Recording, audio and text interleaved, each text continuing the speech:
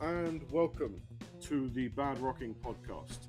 I am Odd Pumpkin, co-founder of the Bad-Rockin Bad Rock subreddit, and with me is my co-host, Chris. Hello, everyone. Good to be back. And our guest, Martin. Hello.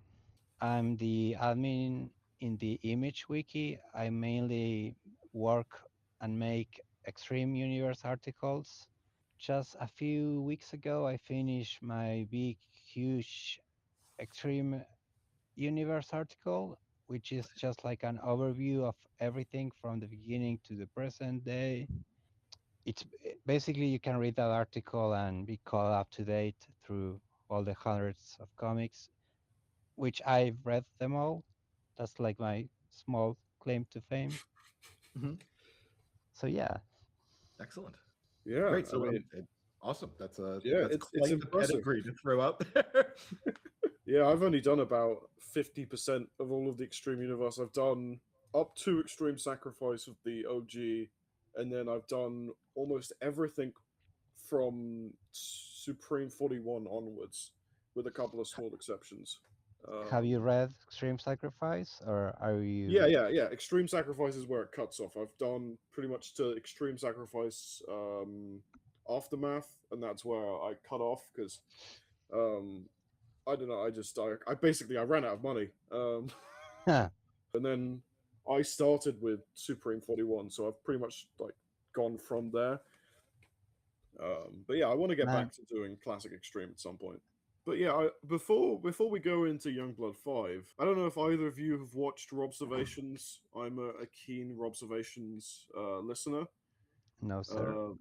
So I don't listen to it. I don't really listen to a lot of podcasts, and that's just it hasn't made the list.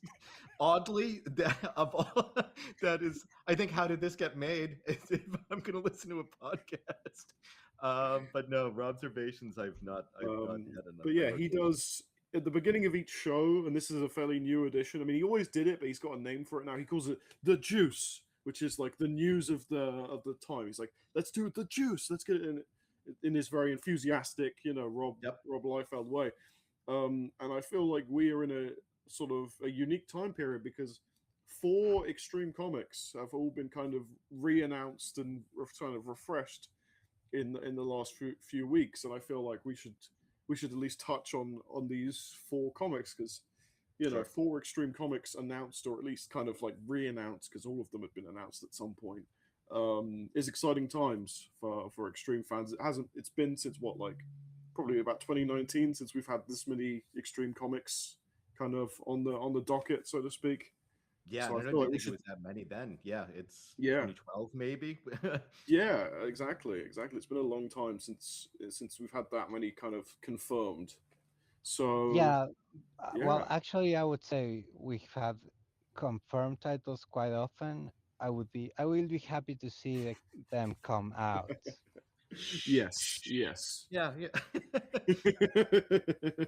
Okay. First up, we have Bad Rock, the ongoing series, the mass market version, because we did get the little prelude ash can. Yeah. That little ash can Ooh, version. But yeah, it's. I mean, you can't read it. There's no text or dialogue, but you can look at it. It's just the full issue of Bad Rock 1, but without any text or colors. But it's cool. It's a cool thing, and I've been looking forward to it. It's been a year since that came out, so that's finally there. What do you guys think? Are you excited for Bad Rock ongoing? I think the art looks amazing. Do you guys get a chance to look at the preview pages all colored? Yep. I'm just worried that it's Rob writing.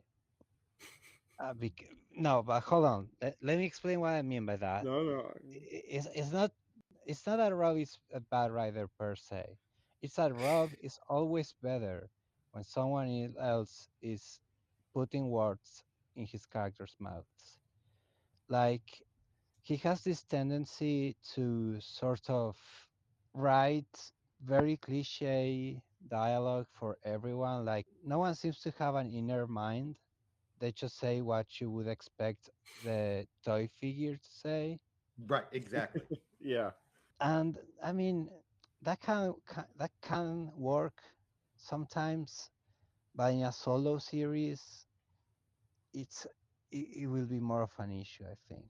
I've said it one before in one of our early episodes, but it's something I think I have on my website too. But I see him when he creates characters and he has that first story, and now everybody's established is great. But where I think his creations shine is when he curates a selected group of creatives to come in and to take over that. So he might get like a story credit where he's decided like where the over arc should be and maybe a few beats, but I do think he hands that off when he does that, and I think that's when there's really an opportunity for to sing. I do enjoy his other stuff. Every critique I've heard is valid in what you're saying. I just think I'm also when you might be leery of how much he has, I think it tends to be more here's where it happens, so and so meets so and so in this, and I think it's much more tentpole moments kind of getting you through.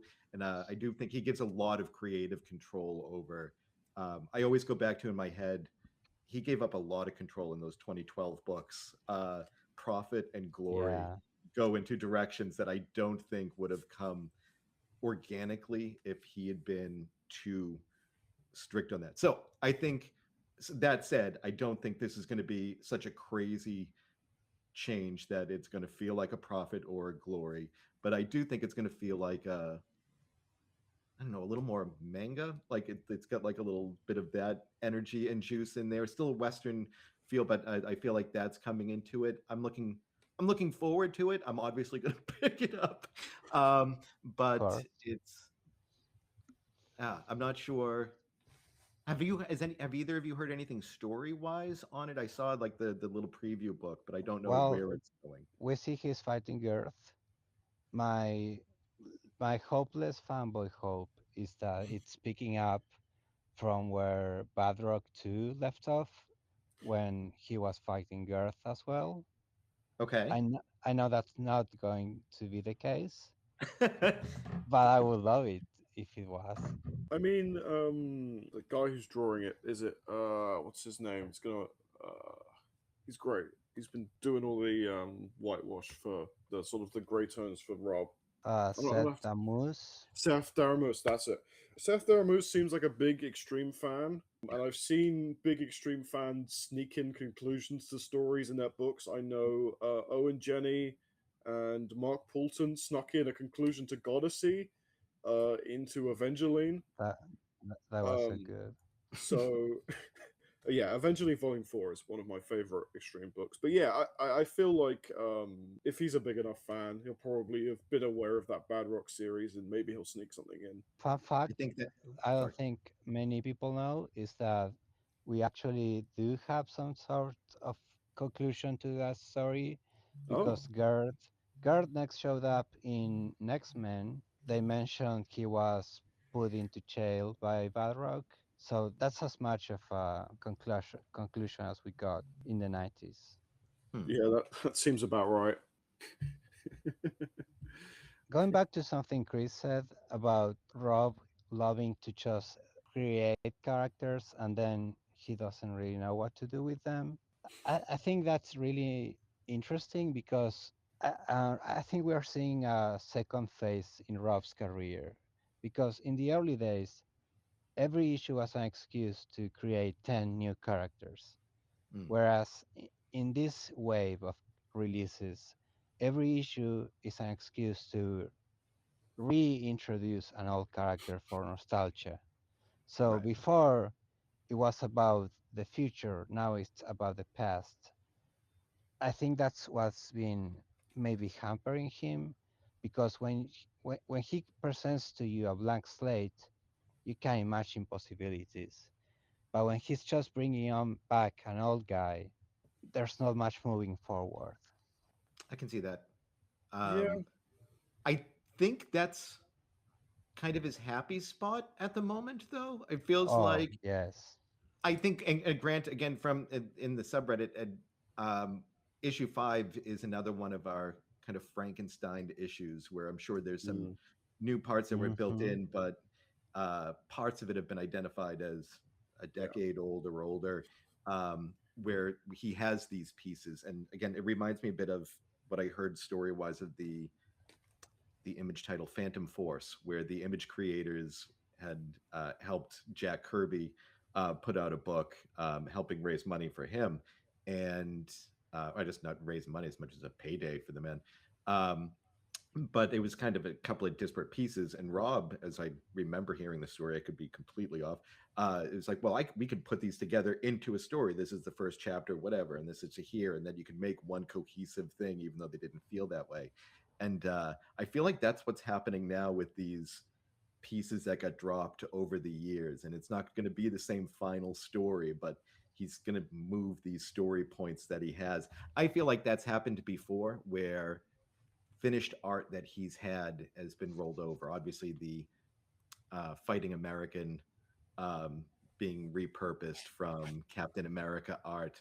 Um, I've been thinking about this a lot, and it's because I angry internet fanboy, you want to be like, that seems lazy and to hold on to that. But if I have something that I drew and I knew that if I print that into something, it's now going to be worth a couple $1,000 on the open art market, as opposed to right now, it's an unpublished page that just sits here. Like, I feel like there's a couple of business points where the money just goes back to him as the artist.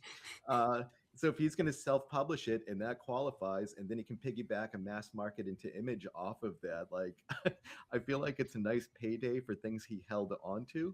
Um, I'm finding less to fault him on as time goes on it. If they're selling, they're selling. If you want to critique, and we can critique from how the story actually flows when that's the way you're building your art, it definitely feels stilted, and it definitely doesn't flow necessarily. Like again, I was so excited to jump into this issue looking for Lord Chapel, and that didn't happen. But that just wasn't the flow. And Martin, so as the super fan and reading through, I'm sure the last 10 years of books, 15 years of books, I feel like they all have this ramping up of we're joining up as a team for the great unknown threat, and then new members join in at the very end. So it's just been this collective Yes. growing number of cameos of like, I'm here too, here we go, and me. And he's been a slow build to this Avengers Endgame portal moment. And issue 100 has to be it, right? Like, I'm gonna God. lose my shit if we don't get that I, in the next issue. I think it's interesting because Martin, you were talking about how he's not doing as much new stuff, but I feel like he spent the last 26 years plus being like, I'm building to something, I'm building to something. I feel like I get frustrated when he does new stuff these days because I'm like, there's so much stuff unfinished. There is r/Bad-Rock was founded on my frustration with how much stuff there is unfinished and compiling a list, an Yes. epic of how many things he's left unfinished. So I'm kind of fine if he never creates a new thing again. I mean, he's already just done like another new thing with acrobats, but if he never did another new thing again and he just those last couple of years of his retirement were just focused on finishing the stuff that's already on his plate. He's like a guy at a buffet and being like, I'm going to take this and this and this and this. I'm going to have like a spoonful of this and I'm going to add another So thing and a spoonful of that. And it's just, I'm okay with him just finishing other stuff off. that is a great point, but let me clarify. What I meant is when he has an issue of just characters posing and talking and pin-ups, it Mm. works better when it's new characters because Yeah. you can pretend future issues will flesh them out as opposed to old characters because the fleshing out has already happened. Speaking of old projects and new projects, the second on the docket is Cash Carter and the Psi 5 Yeah. has returned somehow, like Palpatine himself, and is now apparently scheduled for a summer release. So That was absolutely part of the new line he intended to replace Yeah. Youngblood with. I hope it's not an acrobat situation where it's just a comic and not part of the Youngblood universe. It is part of the Youngblood universe, and the reason I know this is because of an article Chris wrote that tied together all of the different weird spin-off things that Rob did in that sort of post 2019 era.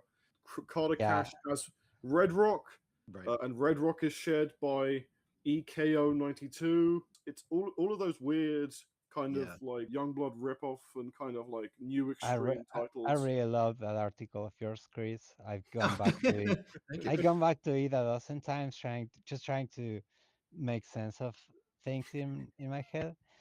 I mean, I currently have this little fan theory in my head, and I don't know if it's going to turn out that way. I think that Youngblood issues 101 to 106. I think going forward, Youngblood is going to be like a dystopia story.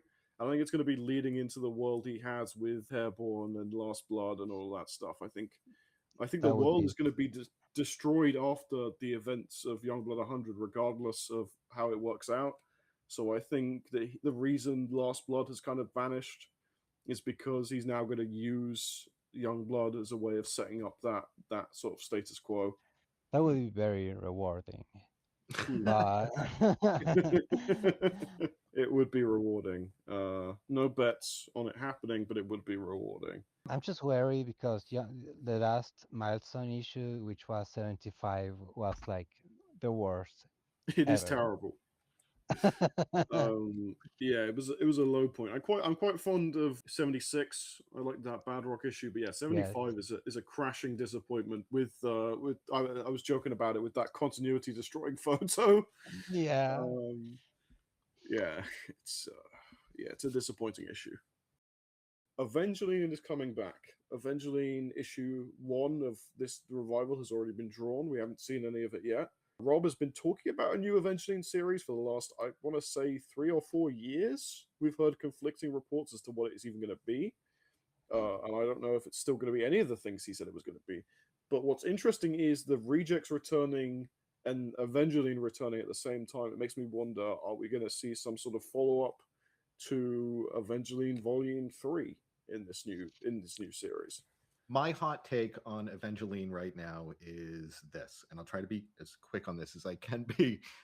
Every interview I've read and every like letter in the back of comics where Rob writes it out, he wants to make movies so badly. Oh He yeah. loves comic books, but he wants to do movies so badly. I think what's holding him back is his disdain for writers, because when you do film, it's all about being edited tightly down, and like anything that's superfluous you lose, like the kill your darlings idea. I don't think that molds. So he's kind of in the idea of creating characters and hoping all this spaghetti thrown at the wall, some of it will catch, and that he'll get to do a movie on there where he's a bit more in control.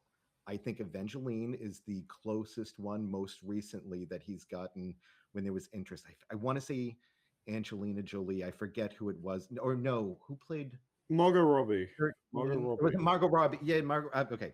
And Margot Robbie and the lady from Tron. And one of the. Anyway. I think he mentioned then and released like an anniversary book that was like a reprinting that he did through his Whatnot store.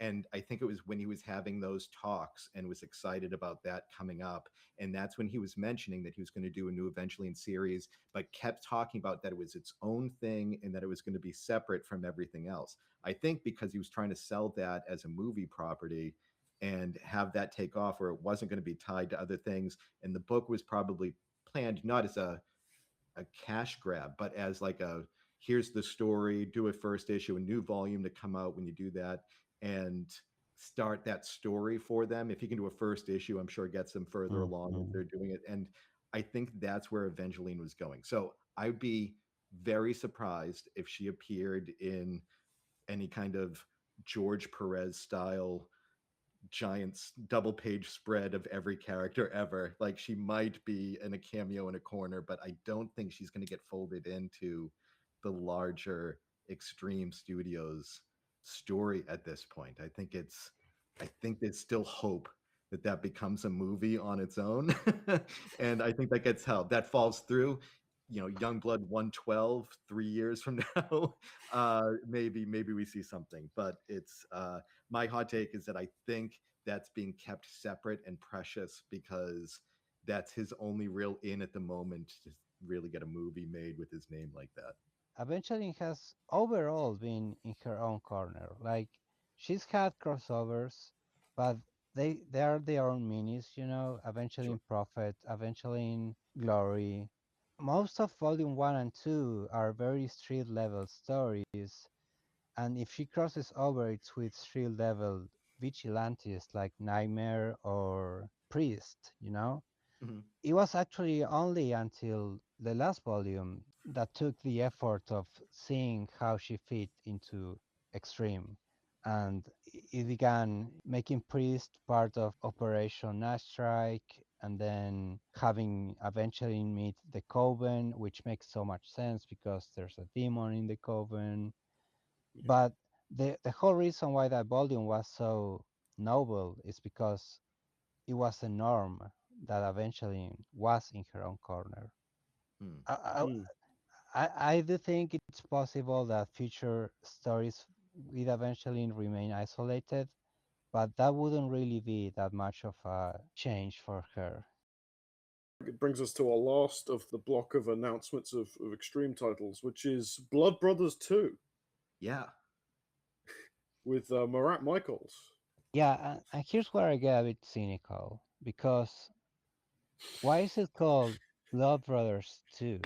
There have been like 5 fights between Cabot and Chon since Blood Brothers 1.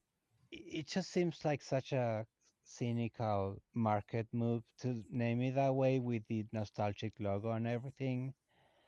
And the thing is, Rob is a millionaire. Like all of the Image founders are millionaires. They could stop working and be fine for the rest of their lives, which is why Eric Larsen can get away with not publishing Savage Dragon every 18 months.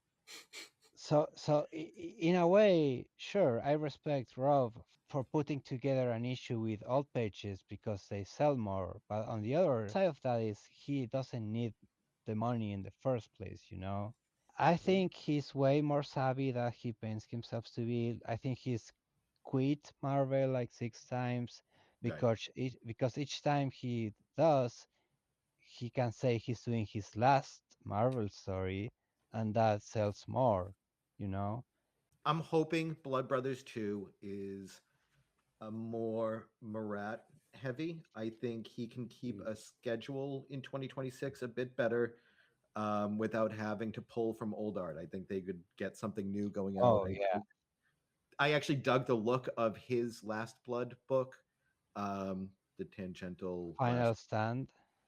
Yeah, Final Stand. Yeah, Final Stand. Yep. Final And Stand look so gorgeous. yeah, Mm. yeah. I feel like a lot of the Marat art I'd seen of late, I don't know, is Naughty and Nice and a couple of other things that are even looser cheesecake than the 90s stuff had been. But I really enjoyed that Final Stand, and I would see more of that if that's where we're going with the Blood Brothers 2.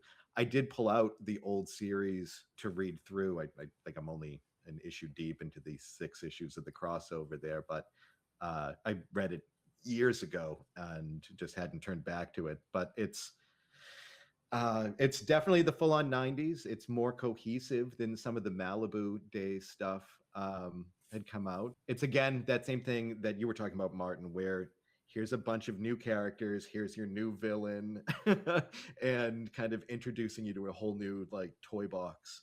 But Yeah, but Rob is that master of knowing how it works and how the comic like kids when they're buying it. So like we already had a pinup of Bloodstrike appear, End of Brigade stuff, and like we already have like that tease at the end of the most recent thing of what's coming next, and it's never completely out of the blue. It's a little here's what I'm working on, and I liked what I've read so far of this. It's not something I'm going to champion. It's not something I would hold up as a gem from the era that we should look at again necessarily. But I wonder if those original, I imagine the original storyline has to become the quote unquote homework before going into Blood Brothers 2. Otherwise, it's a truly soulless nostalgia grab if the story is completely unrelated. I wonder if there are still characters that Marat owns, that maybe that's why this story is happening this way, that it's going to be Yeah, the two of them together. Maybe he's folding more characters in that way. he still owns Quantum, as far as I remember. So Right. you want to see Quantum appear? That's the place to look. I think even if it's a cash grab, there is something exciting about Blood Brothers because Brigade has a long tradition of their first stories killing off a surprise character, Hmm. right? So Volume 1 surprisingly killed Atlas. Atlas, right? The first issue of Volume 2, which was the first chapter of Blood Brothers, killed Stasis. Hmm. And then when Marat returned to the title in Volume 2, he introduced the son of Stasis and also killed him in the same issue. So I think it's just a tradition at this point. I'm excited. Even if it's a cash grab, we are in for an exciting story, I think.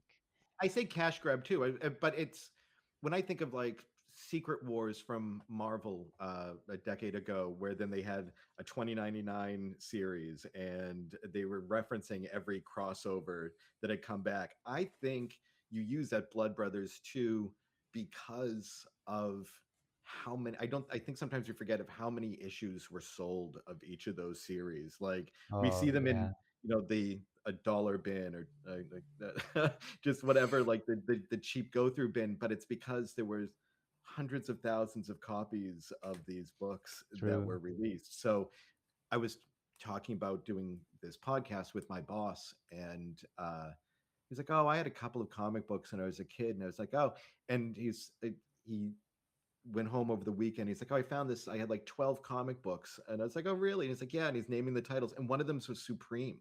Like, I don't know that like Wow. he has when everybody's like, "Oh, yeah, I had a couple of X-Men books, I had a couple of Superman." Like there were so many printed that these got into even small collections. So people might have Yep, only yep. had Blood Brothers and haven't read comics since 94, 95. And this is something where they can feel, oh, I can get back in here. This is my touch point back in, and I can enjoy this without having to have read the last 30 years.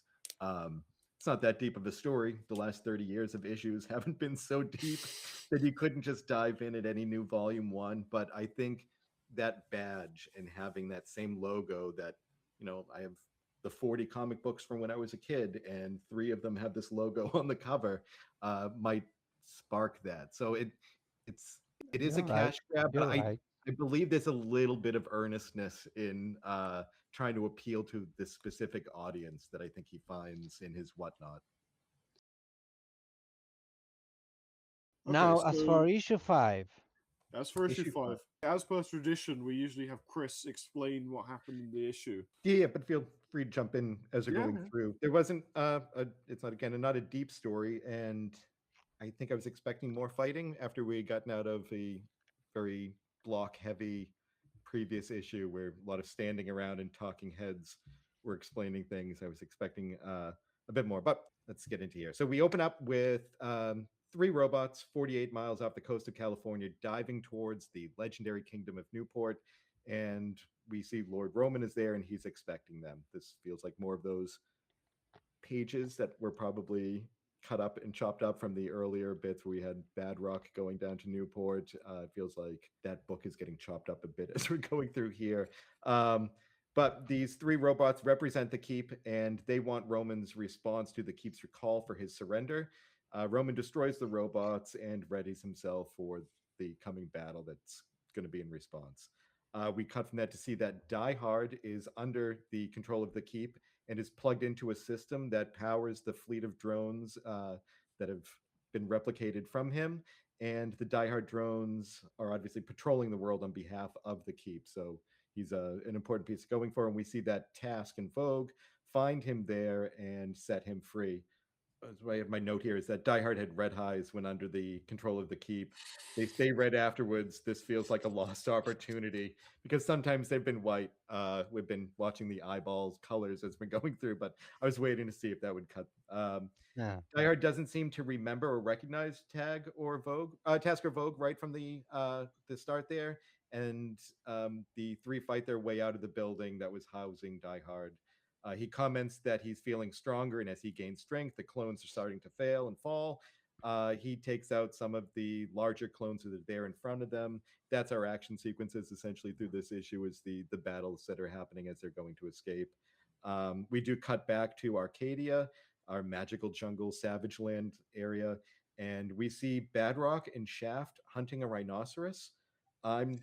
They make it sound like this is happening just after the previous issue. So they really should probably be in a war room somewhere or talking to people, but they're out. I will say one of the things I don't understand the fashion choice, but there's like a helmet top piece that Shaft is wearing that I've seen on Prophet in more recent drawings of Prophet. It kind of Oh looks like God. a cow catcher with goggles. I'm not sure what that is, but Shaft has one here. It's supposed to be a safari cap with Yeah, goggles on yeah, it. It's yeah. just Rob being Rob. Yeah, I got it. I'm just I've seen it on other heroes, and it's just I don't get it. I don't know why they're all shopping at that same store. Um, but they do mention that they had just gotten the hammer, so we do know that it's not like a crazy amount of time has passed since the last issue to here. It just seems silly that they were on safari in the middle of this. Although Jappel Jr. was, and he was loving it. So, um, I love Balrog's costume here though. yeah, he found an outfit too. He's like quite the clothes horse that he needs outfit because everything's got to be bespoke. So It implies there are tailors in Arcadia that were like, okay, Badrock, you need a safari costume. We can make you a traditional like 1940s safari costume in Arcadia. It's like, unless he packed for Arcadia with that exact plan in mind. yeah. Where did he get a custom made safari costume? We'll give it The to old, Max Mage, I guess. That's just with Balrog, he almost seems like a reference to the early Kirby issues of Fantastic Four, where the Thing would have to cover himself up in public. a trench coat and hat and whatnot. Yeah. Yeah. So back in as their safari is hunting a quote Tasmanian rhino. And they specifically call it that they're using stun arrows, so we don't think that they're just murdering animals in the savage land. The arrows being used don't work, so we have Badrock has to body slam it to the ground with a yabba dabba doom, which always works. And just as the rhino is stopped, Die Hard appears right next to them and credits his arrival with the help of Genie and Scarab from Rejects appearing, and as opposed to previous issues where that would have been your final stinger at the end and the surprise appearance of characters you haven't seen in a long time. We cut then to a double page where we see a bunch more people crammed in, young blood members that we haven't seen really up until now. We'd mentioned the Extreme Warrior character coming back, but we have Combat and Cougar, Doc Rocket, Chapel Jr. still in his jungle garb, Photon, Big Brother, Sundance, and Prophet, which I felt a little out of place there. I'm having a hard time placing Prophet and stuff, but we do see a bunch more there. Cougar says they're all out of there to follow Shaft specifically into battle. I think a lot of the other people we've seen have been rallying around Battlestone in one form or another in other universes, but other timelines. I don't know how it's falling, if they're all coming together, but they specifically call out Shaft as the leader. And then we go into our cliffhanger. The battle is joined for going into our big issue 100. Although I will say, before I finish, the flip book of this, because everything eventually ends up tied up together, is a Acrobats story. I actually ordered online from the Rob's Creation store the ash can that they had for Acrobats, and then this issue number 5. Issue number 5 arrived before my Acrobat, so I don't. Rob insists that the ash can is the first appearance, but my other book arrived first, and I will say it's I don't know. I don't want to pick on somebody randomly outside of this, but I remember reading Anne Rice a million years ago, and there was the vampire Lestat becomes a rock star, and there is the music that's written. They've written the text of the songs, which is not always great, without an actual tune there, and just wow, this is not. These are not good lyrics, and just glaringly like, why am I spending my time reading this? So the Ashcan was fine because you're just flipping through the images and kind of seeing work in progress. But holy moly, were these terrible lyrics? Oh It felt God. like a very violent 8-year-old's cartoon, which I don't understand. Um, it's definitely a Ninja Turtles ripoff. It feels like an April Fool's joke. Um, It'd be like if Spider-Man had been introduced and you open the backup of like a Fantastic Four issue and you just read Spider-Man, Spider-Man, he does whatever a spider can. You open the next page from and you just reading the Spider-Man theme of this random 5-page story. right, right. Yep. With the Yep. musical notes written next to it, so you know you're missing Yeah. something. Because like the Spider-Man theme is so catchy, but can you imagine if you were reading it monotone with no idea what it's meant to sound like? You know, you're just like reading it on a page. We need It's a just video of Rob singing that theme. Whatnot, yeah. whatever. I've I don't need listened. a studio. I've got clips of Rob singing that I took from Whatnot. So he does sing, not brilliantly, but he Ooh. does sing. He will sing for a crowd. So now we just need to get a campaign together, people to ask him to do it on a Whatnot. I'll do it. I'll do it next time I'm on his Whatnot. Can you sing the Acrobats theme, Rob? Excellent. I'm not sure where this is going, but I will say, as part of the lyrics of the song, we do get introduced to our 4 Ninja Turtles, our acrobats, and we get told Bing's got great gadgets, sparks, and flair. Rodney's plans beyond compare. Carl mixes potions, fizz, and glow. Mel cracks jokes while they save the show. So we do Oh get names God. for them. I didn't see anything that was like graphically differentiating them from each other. So Nope. maybe in color we will see something better. Um, I don't know. Are they in color in the mass market release? No, No. no, No. Okay. they're Okay. not. I feel like Rob put out previews on his website that have them in color, and I don't think that there is any real differentiation between them as far as I can remember. Yeah. So I think he's gonna.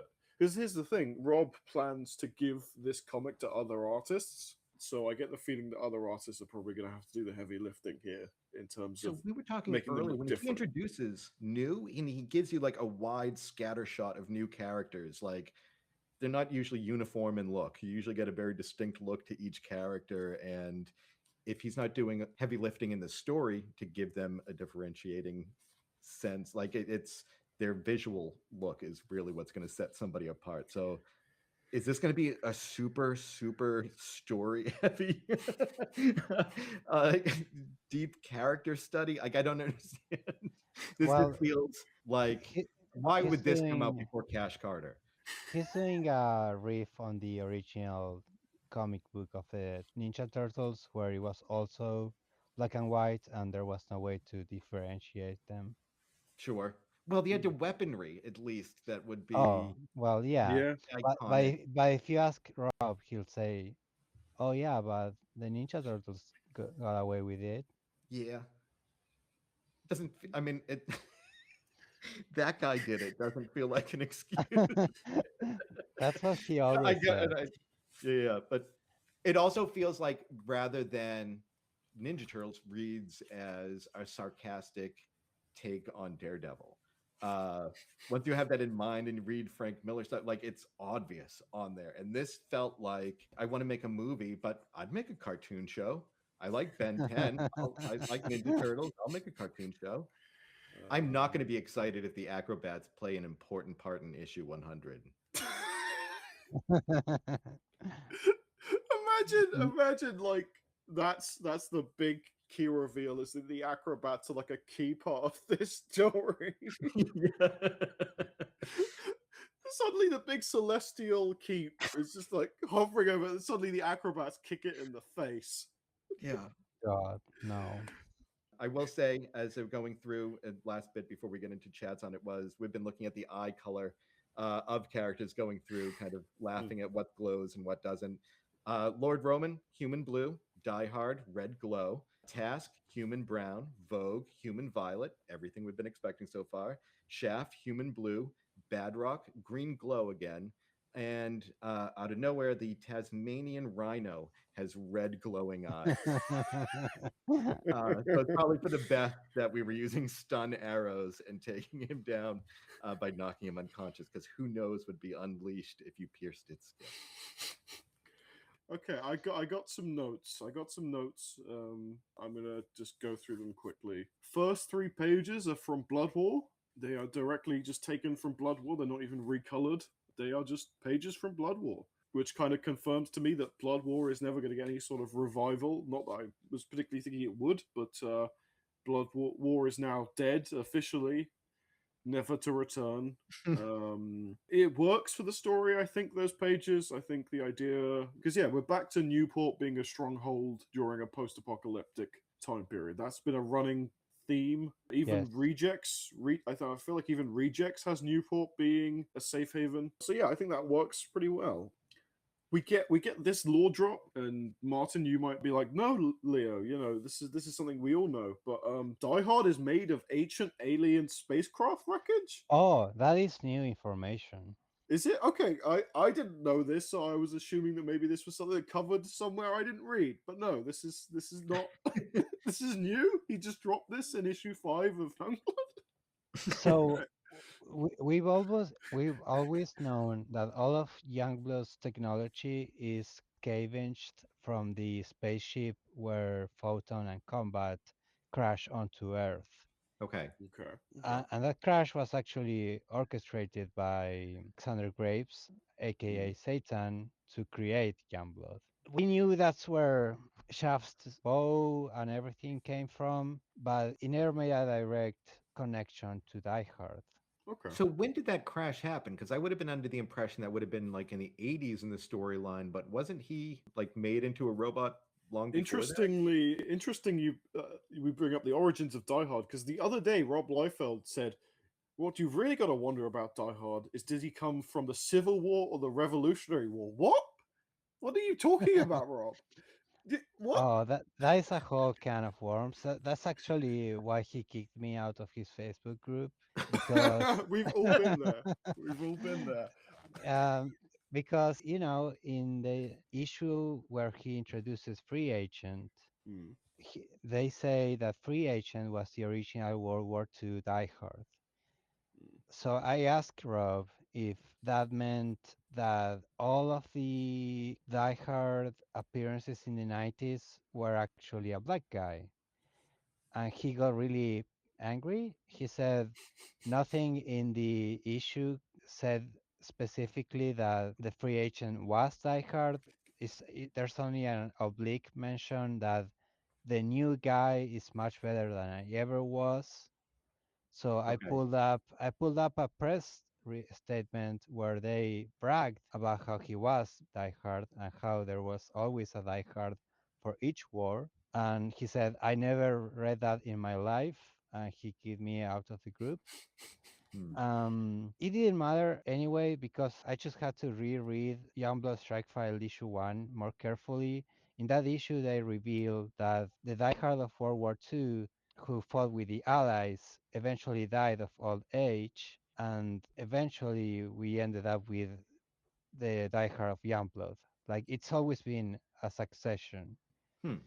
This detail has gotten confused over the reboots because Alan Moore made the Youngblood Die Hard be the World War II Die Hard, and that's also the case in the 2012 universe, but it's not the case in the mainstream universe.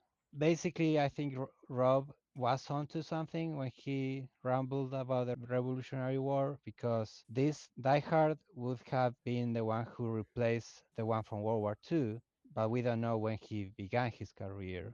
Now, I thought the World War II and the 90s was the same character.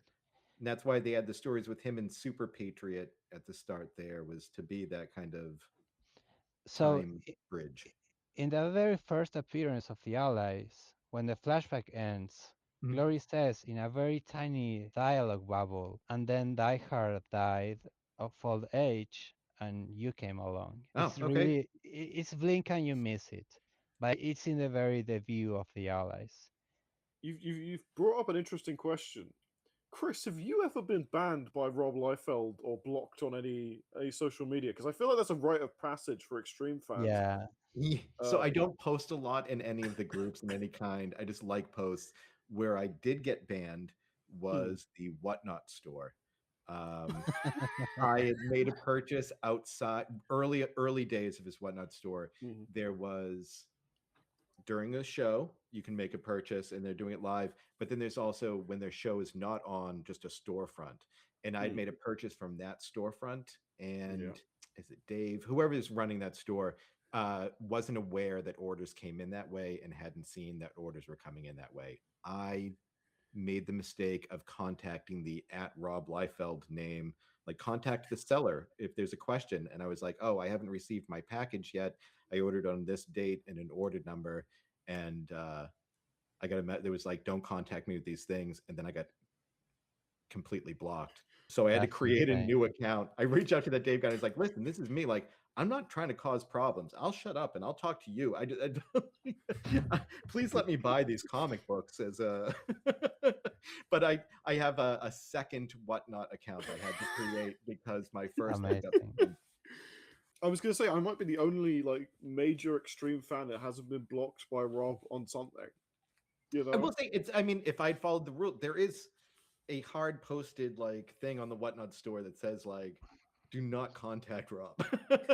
If you have a Yes, question, yes. concern, problem, here's the person to contact. And I just didn't because there was like a button I think that was like contact the seller. And it's like, yes, please. It's No, like, I've had to talk to Key Collectible Comics, which is the person you're meant to message. Don't yeah. message Rob unless you've got a death wish. Yeah, yeah. I've never been banned by Rob on any platform yet.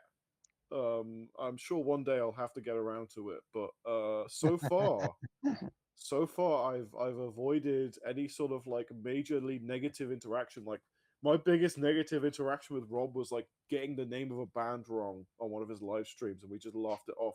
He seems to know who I like. He seems to recognize my name in his live streams. I'll sometimes go on his live streams and be like, "It's Lego Brook," even though my name is not Lego Brook. That's the name he's assigned to me because my name is Leo G Brook, and so Rob has taken to calling me Lego Brook.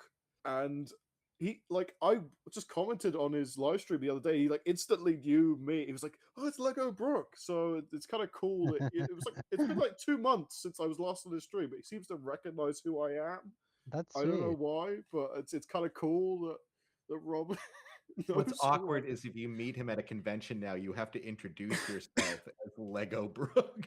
That is true. Yeah. That is true. I will have to introduce myself that way. But Rob's live streams are a fascinating experience. I only get to experience them like once every few months because I live on UK time, so his live streams are like at the earliest at like 1 a.m. for me. So it's like I have to stay up purposely, or if I'm like on a night out and I come back home drunk at like 2 in the morning and be like, Rob's live stream is on. I'm gonna watch that for an hour.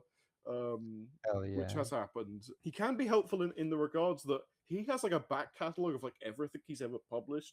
So if you just go onto his live stream and be like, I want this, do you have it? He'll probably be like, yeah, I got that in the other room.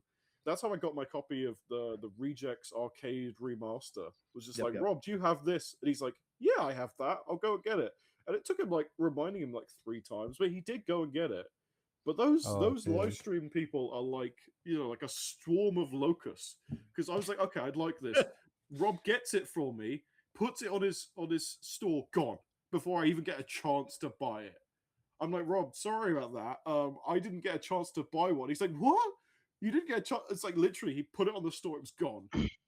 There was like genuinely 3 seconds, 3 seconds, and it was gone. All copies, and he put 5 on there, so they just vanished. Hey, next time you're on a live stream, do me Hmm. a favor. Ask him what's the name of the new Maximage. That's a good point. I should ask that question if I'm on one of his streams. Okay, I'll get back Well, to my notes. Yeah, yeah. quick one is Big Brother was responsible for freeing Die Hard. Vogue and Task mention Leonard and Doyle. So Leonard Doyle, Yep. son of Waxy Doyle, adopted son of Waxy Doyle, I should say. Big Brother. They never call him Big Brother, but yeah, he was responsible for freeing Die Hard.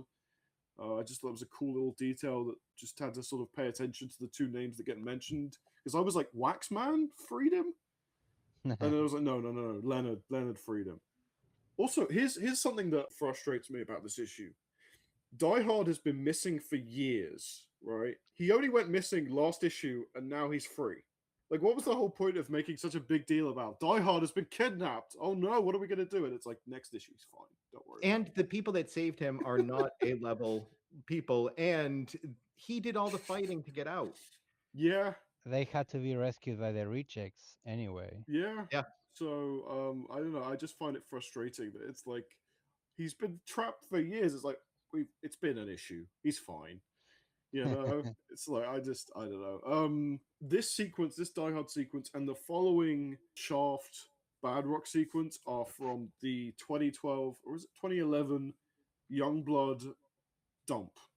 So there was a period of time where Rob just dumped a bunch of unfinished Extreme Universe stuff relating to Youngblood on his website. These are pages from that. My biggest issue with this issue is the coloring is just I just don't like it in comparison to the like how those old images look.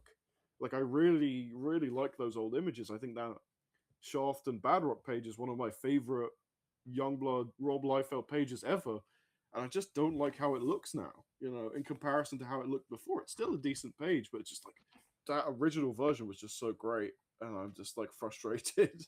It feels like Yeah, we kind of got it downgraded. I feel you, but I think it was necessary to make all the different eras look similar because Yeah, I mean, these are pages from different decades. They needed something to unify them. yeah, I get why he did it. I just find it frustrating that I'd prefer if he could have found someone to kind of update the colors of his modern work to being like they were with some of that older material, rather than True. making the older material look like the modern stuff. Because I think it would be fair to say the older material looked better. And I think, to be fair, I think I find this issue to be maybe the weakest of the 5 issues. Would that be fair to say? I do not think this is the worst issue. I think 3 was the worst issue because That's it was just it was just punching Xerxes like they have been for the past 2. This issue is a letdown because the previous one had so much content in so few pages, but I still think it has more substance than issue 3. And yeah, the safari sequence is filler, but I really enjoy any moment of downtime with Bad-Rock. I think he shines more when he's doing normal stuff more than when he's punching. Yeah, I mean, it was between this issue and issue 3 for me, and I think the Yeah. I mean, issue 3 was like clearly weak when I read it, but I felt that the difference was that I felt that issue 3 at least moved the story forward, if only by a smidge. But look, my favorite extreme characters are Shaft and Badrock, and I'll take any excuse to see them on the page together. I think the problem with this is you could definitely feel the fact that it was a filler issue in terms of like he's literally like pulling out stuff from the archive because he's run out of time. I'm fine with him pulling like old pages out. I love when he does that, if I'm being honest. Like in Last Blood, it works really well when you get to see like pages clearly from other stuff and it kind of becomes like a collage of different eras of Extreme. But I felt with this issue, it was more a time saving the device than it was to kind of incorporate it into the story. It felt like it's just like we're just gonna do some random stuff for this issue. And like I said, I found the fact that Die Hard is just like instantly freed after they made such a big deal of we gotta save him. Uh, I don't know. It just felt rushed and a little frustrating. But I can agree that maybe 3 is weaker simply because not much happens in that either, and there is maybe a I, bit more substance here. I don't know. I don't know if Rob has ever admitted this, but I would bet all my money that he draws an issue first and then he adds dialogue to it because there's so many pages where the characters are obviously just saying something to fill the space where the character could just be posing. This was his modus operandi since he began working in comics, right? Like, there's that infamous Cable issue where it opens with Cable in World War II with Captain America, and there was no reason for that. Like, the previous issue, they were in the modern day, and he had Chef Loeb scripting, and Chef Loeb had to come up with an entire time travel plot, just adding it in captions in between the pinups of World War II fighting that Rob felt like drawing. And so there's some of that energy in this issue of Rob just having pages and then coming up with a story for them.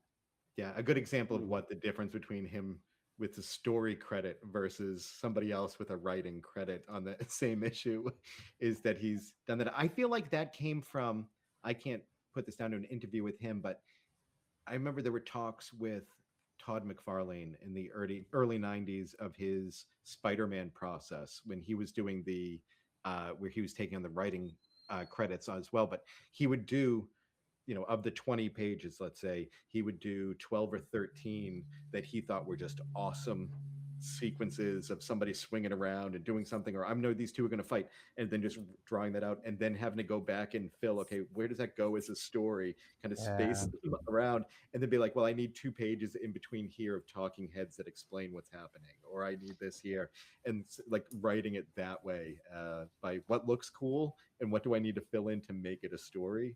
And I've got that feeling on a couple of the books. But when we're definitely being able to go back and say this page was shared in 2007 and this one on yeah, 2011, yeah. it's definitely has that feel to it. I Yeah, mentioned earlier that's how they pieced together that Phantom Force, the early story of that as they were going into build it into In the something cohesive, and it's definitely a skill that he has. It's on his tool belt. It's in the early Malibu Sun interviews, every time they asked him why he had always a scripter, he would always reply that he was an artist, not a writer. He couldn't write, yeah. and he had no problem or ego problem with a qualified writer putting words to his characters. But he doesn't even like saying he co-created Deadpool. So Mhm. I think it's a matter of pride now that he has to do it all. Yeah, yeah, And and yeah, he's doing everything now, like top to bottom, right? He's the publisher. He's the one that's doing deals yeah, in the yeah. background to get those rights back to do a Youngblood book if he wants. So it's his song. We all do. He can dance however he wants. I Uh, mean, it's interesting all this talk because, in my opinion, the best, especially the best Rob Liefeld helmed Youngblood book, my beloved, my favorite Youngblood Bloodsport, is written by perhaps the only writer that Rob respects, aside from maybe Kirkman, in Mark Miller. And Mark Miller seems to get something out of Rob that I've never seen any other writer get out of Rob. Like there's definitely a kind of coherence and energy to the way Rob draws for Bloodsport that I've never seen in any other Liefeld book. It's much more focused. You can tell he's working to a story rather than, Yeah. as you pointed out, turning a bunch of pinups into a narrative, which is yep. why Bloodsport is just, yeah, I love that book. Yeah, that's what they called the Marvel method. And Mark Mm, Miller delivered a full script, as did Alan Moore in the Judgment Day pages that true, true.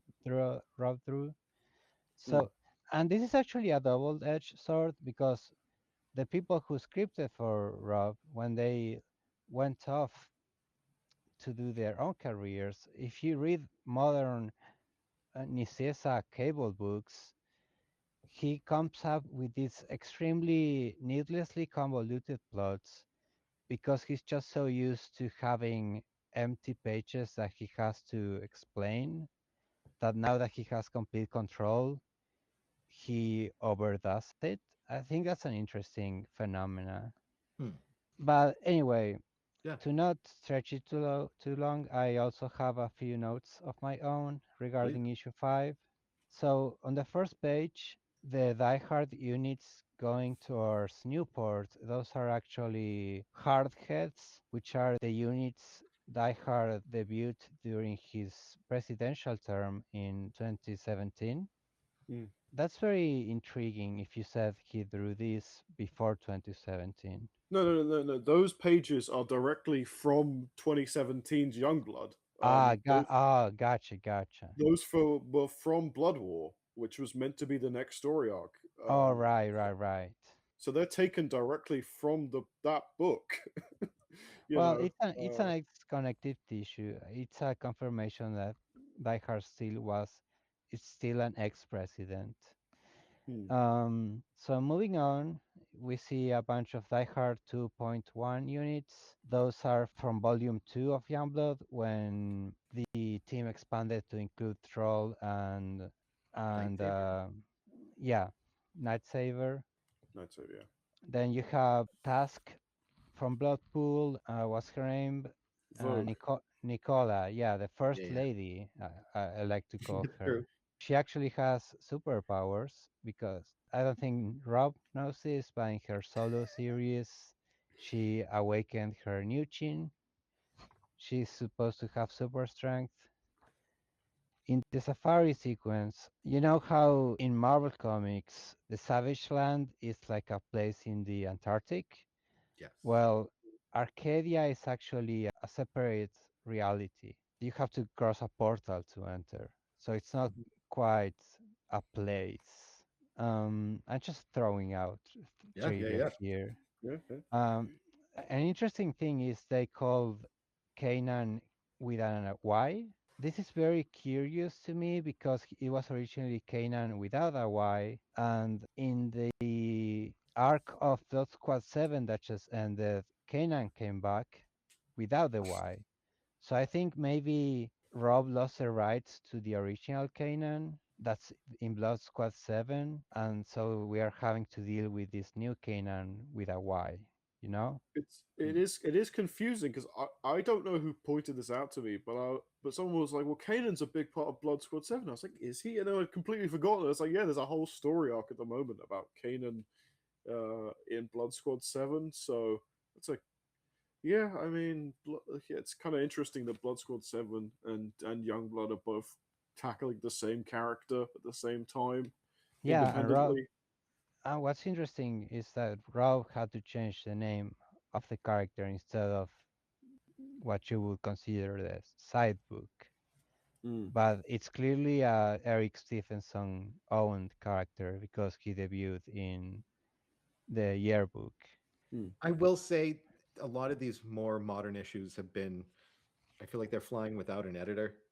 Oh, And there were it's like never Yeah. Die editors. Hard loses his hyphen and sometimes it's one word. So even his most Yeah, beloved characters have discrepancies in how their names appear even within the same issue. So maybe, tragically, but it could just be a typo. Youngblood has never had an editor. Image doesn't have editors actually, like at all, Yeah. because it's all creator owned. They do have editorial suggestions. They do like have someone from Image who will say you can do this, you can do that, but they don't have the power of an editor. They have the ability to recommend because I know Eric Stevenson and Jim Valentino.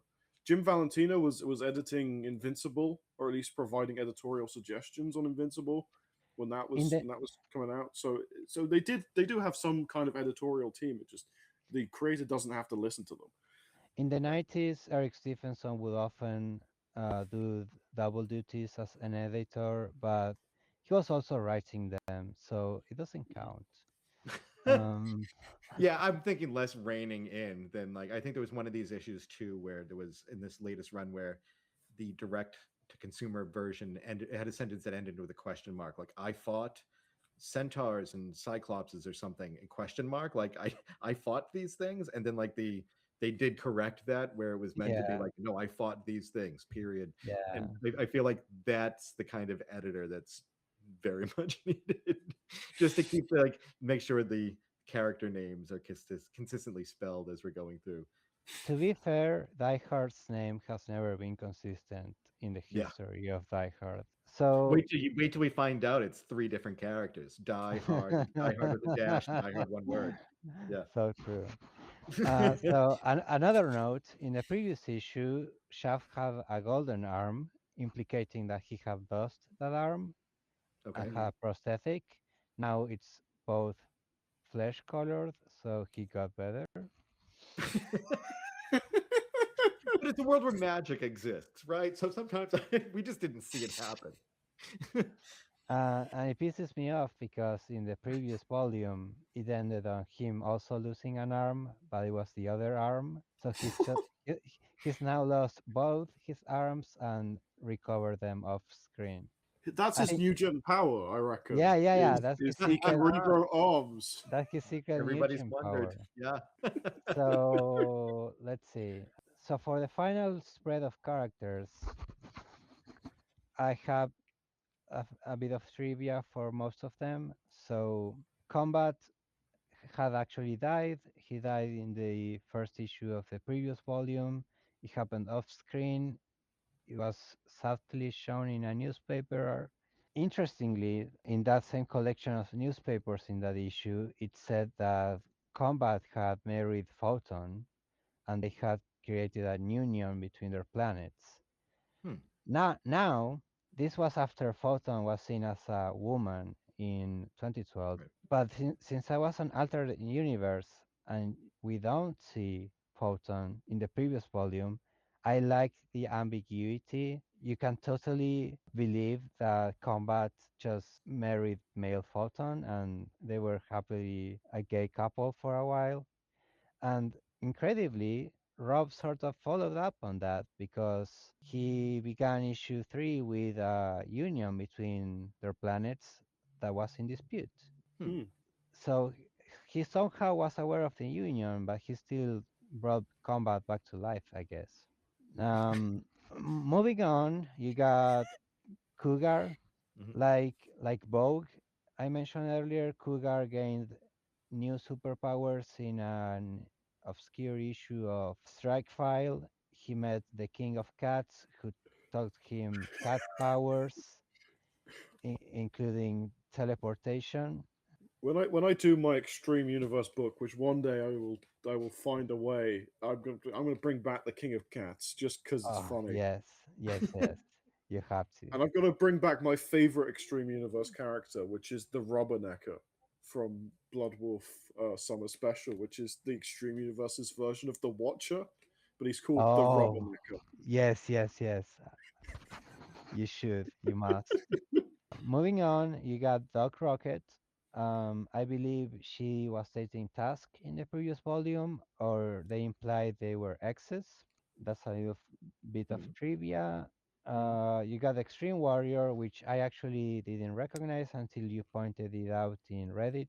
I just thought he was Shatterstar. Yeah. I was um, looking. I was Google searching. Is Google searching Blue Shaft? That was the thing. Oh, uh, yeah. dude, Is this Blue a? Shaft Is would this a? have been awesome. Speaking of Shaft variants, I doubt that we'll ever get much further information on Bow from Last Blood because he was meant to replace Shaft. But I have this headcanon that Bow is short for Bowen, who was the main character of The Infinite. Oh, That's how I would fix that character. I would just make him Bowen from The Infinite. sure. But anyway, then you have Chapel Jr., you have Sundance. Sundance was a member of the Keep, actually. She arrived to conquer Earth, and then the Newman convinced her of the sanctity of life, and she joined the Newman. She was not a part of Youngblood until this volume, when they unveiled the Stargard division. Targar used to be the name of a team of supreme ancestors from the 30th century. Right. Mm. This is the first time it's been used in the 21st century. Sundance being in an arc about the keep makes all the sense in the world, but it also awkwardly forces you to remember that the original story about the keep also ended with the shepherd being convinced of the sanctity of human life. So the shepherd just attacking humans again is just a sad regression. But that brings me to a point I've been mulling over this entire volume, which is Mhm. that there's a curious and constant reversal of moralities. Like characters that were heroes are villains, and characters who were villains are heroes. For instance, the new men were always meant to rebel against their overlords, Mhm. but now, for the first time, they're happy servants. That's a crazy development that's being completely glossed over. Then you have all these classic villains of Youngblood in issue 4 coming together as heroes. And then in the previous issue you had Diehard being a villain. So allegiances just keep changing unpredictably. And I think that's really interesting. It's not like there's anything deeper behind it Right. unless a different writer is going to come in and deepen this stuff. But it's a fun change in the usual dynamics, you know? Yeah, I yeah. wonder I how much mean, of that is in that rejiggering of everything when we're taking old pieces. If the original script that would have been with those pages from 2017, if those were more in line with what actually would have been truer to a character, and now they just kind of reworking, and now that we get that kind of juxtaposition because just awkwardly trying to fit that square peg into a round hole. Well, I think Colonel Bravo and the Newmen were definitely on purpose because the Newmen have the entire giant size special setting up that they were on the side of the keep. Okay, mm, And Colonel Bravo was just a very long arc to be scrap material. sure. mm. But it's interesting. And then I want to comment briefly on the cover for the next issue because the chapel we see there is the original one. And then you have Masada, that's the Hmm. green girl. She actually retired in the pages of the Riptide miniseries. So this would be like an epic comeback. She also returned in 2012, but that's an alternate universe. Finally, there's a page that says soon, and you just have a random assortment of characters With Troll. with Troll, but more interestingly with Bird, Hmm. who was also in Giant Size Youngblood. Okay. The reason that's interesting is the original Keep story ended with Bird choosing to leave Earth with the Keep. It was a really stupid plot. His girlfriend fell in love with the shepherd, so he was so jealous that he decided he was going to leave Earth with the Keep. But I guess he's back to Earth now. I could totally see him coming back to Earth before as like a scout and convincing his former Newman teammates to turn over to the Keep's side. I think that sort of makes some coherent sense. Hmm. There's some stories there that a writer more interested than Rob could tell. I can see that. Yeah. Mm. Yeah, that's all of my notes. Oh, Okay. In which case, unless Chris, you got anything to add? no, no, no. I went through everything I had. Okay, so we'll get to the final section of our show, which is the recommends. I don't know, Martin. I don't know if you've got a recommend planned. You don't have to. Well, for the arc we are dealing with, I would recommend All of New Men by Eric Stephenson. I cannot overstate how underrated that series is. I think people are just put off by how blatantly it seems like a ripoff of X-Men, but Eric Stephenson took it in a completely different direction. It's one of my favorite 19 Extreme series, and I think everyone should read it. I think it has more good issues per capita, if you will, than Youngblood. Okay, Chris, would you recommend? Yep. So I went for my gem that I've chosen is from the summer of 22, and this is less story related to anything, but it's the Prophet Remastered book. It's one of those things you don't really see from a lot of publishers, but that Liefeld took this initiative to go with, where they have the original issue of Prophet from late '93, and they took the script, gave those script page by page to new modern artists, and had them reinterpret those pages. So you have Tom Scioli and Ed Piscorev pages in here. And one of my favorite things that's a little in there is one of the pages is Rob Liefeld doing where he didn't do the art in the original book, and the inker is credited as Paul Scott. And I have a ridiculous number of Rob Liefeld signatures. I would love to get a Paul Scott autograph. I might have to. One of us has got to ask him for a Paul Scott autograph. We'd have to get a Paul Scott comic though. Yeah. Especially maybe one where he has on the cover of it. But it's. I feel like if Hold we on. ask, What's the lore on this guy? I'm pretty sure Paul Scott is Rob Liefeld. Yeah. So okay. So okay. I know the backstory of this. So basically, Paul Scott. The idea was. You've got an artist working on Extreme because obviously Extreme was all about getting new talent, raw new talent. So say you've got a new talent that isn't quite cooked yet, isn't quite ready yet, and so Rob wants to help them out, but he also doesn't want to take credit for that work.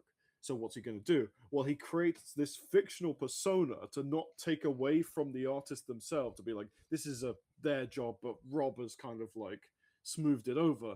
So I'll create this fake persona of Paul Scott in order to be like, oh, just some random guy helped him out, Oh, that's amazing. I never caught on to that. So yeah, you'll occasionally see on early Extreme books, and sometimes he'll bring it back for a laugh, that it'll be like, Paul Scott inked this issue, and it's just Rob doing an assist for a young artist, but it's just kind of funny that he came up with this whole alternate persona. I never purchased Prophet Remastered, but I got to see the page-by-page breakdown they did in Cartoonists Kayfabe. Very, very beautiful book. I did purchase Brigade Remastered for the new Airborne story. A fun fact about Brigade Remastered is the final page has a different script from the actual original Brigade issue 1 because it ended on a cliffhanger. So to make it smoother, they gave it a one-off ending. If you look up Paul Scott on League of Comic Geeks, it comes up with Rob Liefeld. So they know. God. You get the smiling face of Rob Liefeld if you try and find Paul Scott. Okay, for my recommend is actually a combination of both of your recommendations, which is Rejects 2014 Remastered Edition. We got a remastered edition, and we got the Rejects, which are kind of a spin of the New Men. But yeah, I tracked this issue down. It's actually my first time I talked to Chris was about this very issue. But I always thought that Rejects was one of my favorite Rob art jobs. Specifically, I like because it was shot all from his pencils, so he had to do some quite tight pencils on it. The remastered edition kind of enhances the whole thing. It adds the novelty of backgrounds to Rob Liefeld's artwork. It's nice to see when stuff is happening. There's not just like sheet blank sort of blue backgrounds. The remastered edition looks great. It really kind of iterates on that original. It's just a cool little like Rob Liefeld sort of oddity for people like me and Chris who collect this stuff religiously. It's like there's a whole like other arcade issue that came out from 2014 that just exists. So you could just buy usually from Rob himself because that's the only place you're going to find it. But I love that you're suggesting like a Grail issue. I'm like, yeah, that's so cruel. You know how hard that is to obtain? I'm pretty sure you can get mine on Midtown Comics right now for cover price.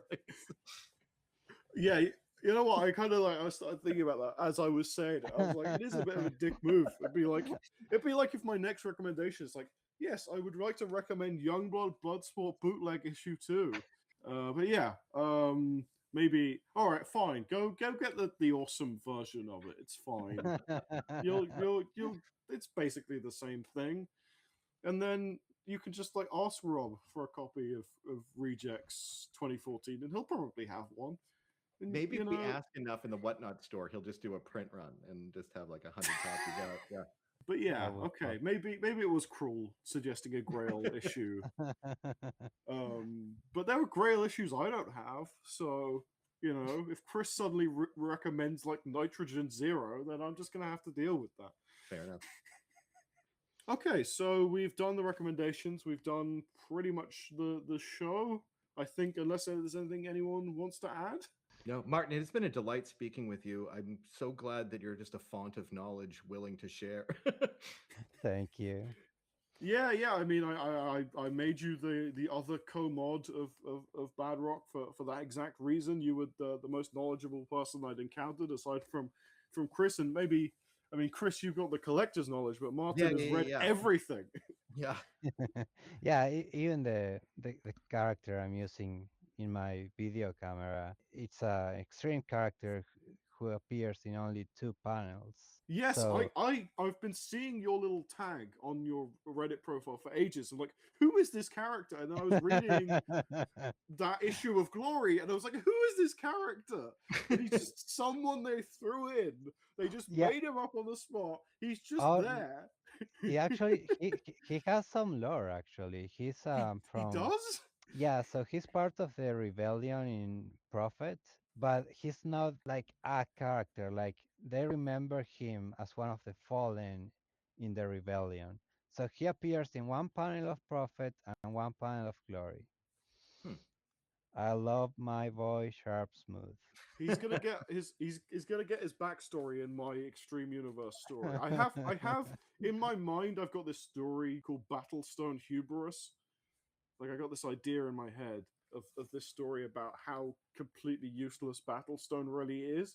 Like you spend an entire you spend the entire first two volumes of Brigade with him going, I'm going to do all the missions the government wouldn't let me do. And Oh he's like, I'm going to help the god. world. He's like, he never does a single thing to help anyone Yeah, aside from yeah. himself and occasionally one of his friends.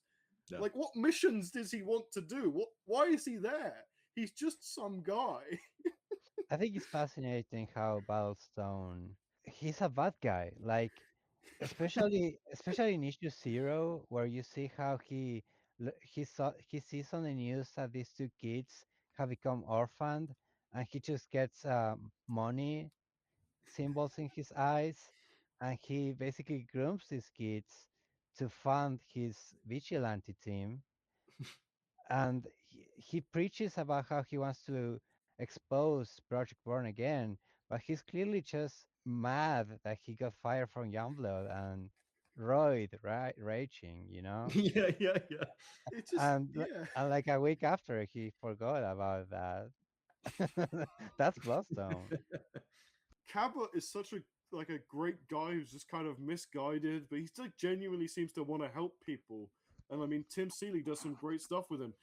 Battlestone doesn't care about anyone but himself. He just Cab- like pose.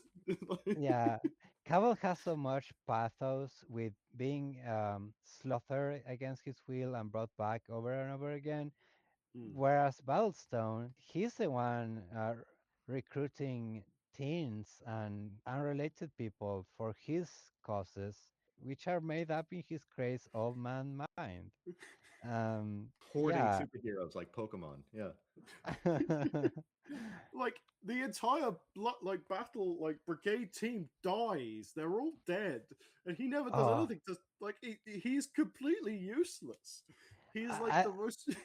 I think that's genius. I think the ending of the original Brigade team is genius. Like the team does nothing for the entire volume, and then Crypt shows up and kills all of them. It was so satisfying. It was like the best payoff. But yeah, I want to do a comic. I got this idea. I don't even know what it's about, other than it's about Battlestone's complete hubris.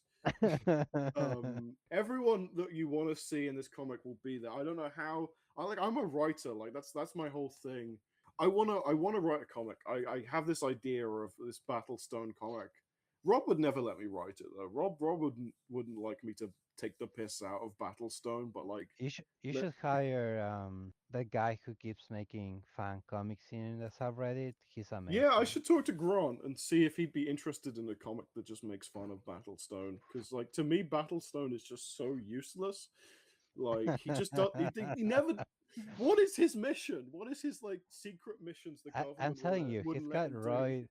He's got roid rage, but it's like, the Born Again rage, where Yeah, Yeah. he was he the was. prototype, so maybe they just hadn't like finalized the process. But then, like the Battlestone miniseries shows, he was always a dick.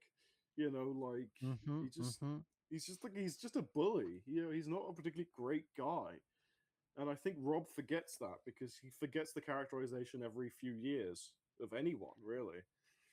I don't know. True. It's it's just yeah. I want to do Battlestone hubris at some point, and I will one day try There, and write that story. there's so much comedic potential in Extreme, Mm. honestly. And Yeah, which it baffles me that when they try to parody themselves in what was it called? Youngblood. Extremely young blood. Extremely Youngblood was so unfunny. Yeah. wasn't that your Yeah, recommend, Chris? Yeah, because it doesn't read like a parody. It just reads like an alternate universe. Like when they did yeah, the X Babies in Mojo World, it just uh-huh. reads like that as opposed to a jokey thing.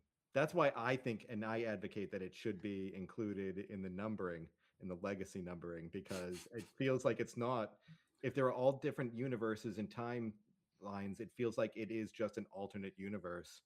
Okay, well, we're nearing the 3 hour mark, so I gotta edit all of this. I don't know how, but I'll work something out. Sounds Might like a just take. three-parter. Like, It's the excitement for issue 100, man. It yeah. is. It is exciting. I am. It is kind of crazy that we're at 100. You know, it's happening. Who knows if we'll get to 101? All the laughing on the numbering. Nobody's saying that like, oh, you didn't get anywhere near 100. You're at like issue 92. It's just like you're at least 100. Yeah, sure, but this is wonky, man. Let's all get let's solidify this. Yeah. Who knows? Who knows? Maybe if Rob abandons this volume, then we'll go back to the beginning. We'll do the legacy numbering. We'll make our own legacy list, and we'll follow it. If they didn't already have the Absolutely. covers solicited, I would assume we're in for another Youngblood 14 FU. We're just 100 doesn't count. Oh, oh God. Now that you said that, issue 4 is like exactly like how all the other volumes have ended. Yeah. Yeah. Just that cliffhanger waiting. They're all gathered. Nothing to do yet. Yeah. I They're I all mean, gonna I don't know. issue 6, 100 is just everybody on safari. They've all gathered together. They don't know where to go yet. They're all just gonna enjoy the savage land. Hey, I would read that. Yeah. So I think that pretty much wraps us up for this month's episode. So this has been the Bad-Rockin Podcast. See everyone later. See you next time. See ya. Bye.